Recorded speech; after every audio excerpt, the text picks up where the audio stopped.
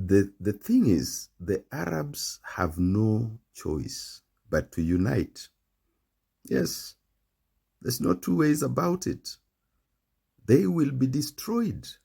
Their civilization will be destroyed. There have been many more attacks in the Arab states by the West. If you look at the last 2-3 decades, even 40 years. In fact, what kept the West at bay was the axis of resistance, which was led by Iran and its proxies. Those are the ones that somewhat stopped, the wanton attacks on the Arab countries, because it's just simple. The West won't let the Arabs go. Their resources have to be used to prop up Western economies. But so is Africa. We are in the same quagmire. So is the countries of Latin America.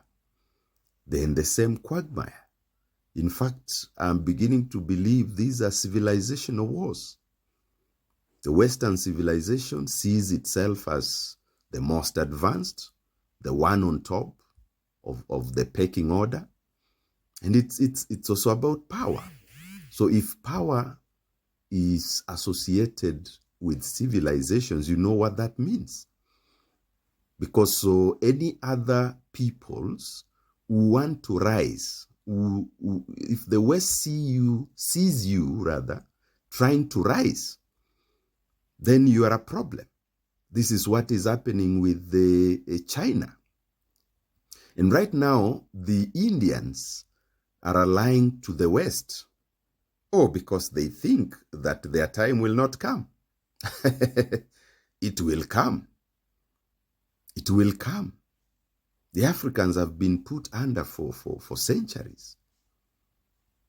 For centuries. And if the Africans don't unite, the same thing that is happening in the Arab world will happen here, and we're already seeing the signs. Oh, they are organizing. They are organizing. The Chinese civilization has beaten them, because China has now beaten the US in terms of economic power. It's modernizing its military, so very soon it will also be up there. In any case, it's a nuclear state, so it's not possible to attack. But you must know that there are so many military bases around China. That is how this thing is going. The Indians think that they can rely on the West to compete with China, but it can't happen. China is just too far now. Technologically, China has beaten everybody. So China now cannot be challenged. What they have been trying to do is to slow down the Chinese. I'm telling you, these are civilizational wars. If you see us complaining here about this current rapprochement between Kenya and France, we know what we are talking about. We have been studying these things for years. These are civilizational wars. So as long as the West doesn't want to coexist with other civilizations, it will keep attacking. And the other civilizations must also know that they have to protect themselves. If they don't protect themselves, they'll be wiped out. That is what almost happened during slavery. Millions and millions and millions of Africans were trafficked out of the continent. That process, that imperialist approach has never ended.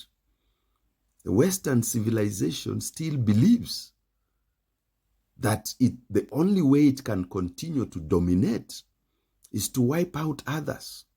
Believe me, these are civilizational wars.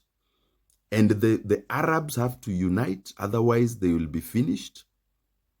This reliance on America for security has now proved to be nonsense. In fact, they should now be talking to Iran. Because once Iran is defeated, they are next. Look at Lebanon. How much land now has been taken away from the Lebanese? They are being attacked. Their land is being taken away in real time. These are civilizational wars. The Arabs, this war against Iran has revealed many, many things. And the Arabs now know. Turkey knows, Saudi Arabia knows, all these countries who have been hosting US military bases, they know. They have seen it firsthand. These are civilizational wars. And unless other people, the Africans, the people, countries, societies of Latin America, the Arabs, unless they come up with a way to protect themselves, they will suffer the consequences. Once again, I want to tell you, these are civilizational wars.